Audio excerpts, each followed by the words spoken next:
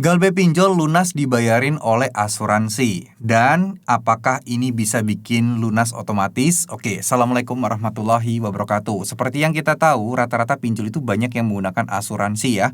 Jadi asuransi untuk usahanya, dan ini juga ada tertuang di undang-undang juga. Saya lupa tepatnya di undang-undang berapa, tapi pernah saya bahas juga sebelumnya. Dan di mana asuransi ini sebenarnya juga, ya memang asuransi untuk nasabah-nasabah yang gagal bayar gitu.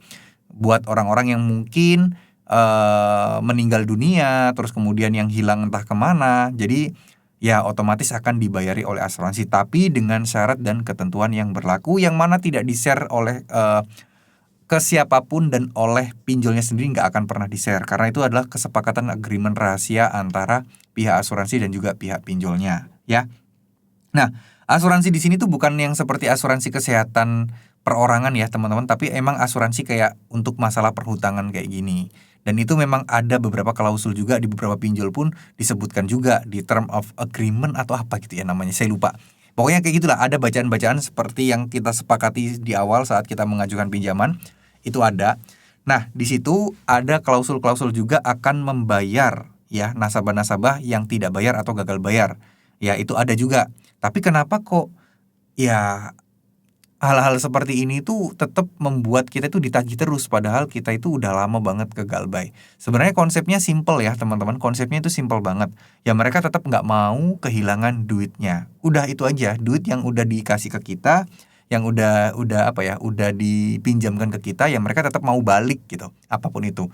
Dan kita kan nggak pernah tahu ya di pinjolnya ini sama kesepakatan dengan asuransi, apakah dibayar full, apakah dibayar setengah, apakah dibayar seperempatnya. Nah, kita nggak pernah tahu.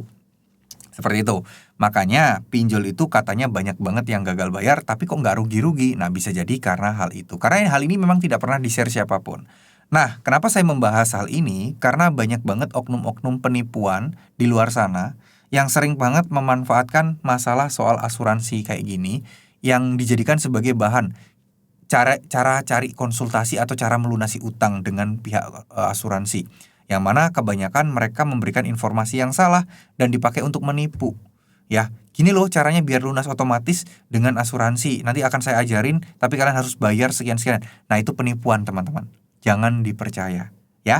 Tapi sebelum itu juga saya pengen bilang, saya juga tidak pernah membuka jasa konsultasi apapun, saya tidak pernah membuka jasa apapun ya yang berbayar, tidak pernah. Jadi kalau ada yang menggunakan video saya dan mengatasnamakan saya, itu penipuan, ya.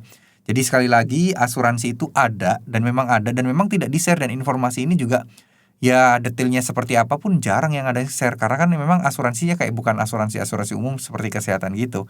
Jadi ya nggak usah terlalu dipikirkan, nggak usah terlalu memakan waktu kalian. Jangan, lebih baik kita fokus ke hal yang lain yang lebih bermanfaat ya. Terima kasih. Wassalamualaikum warahmatullahi wabarakatuh.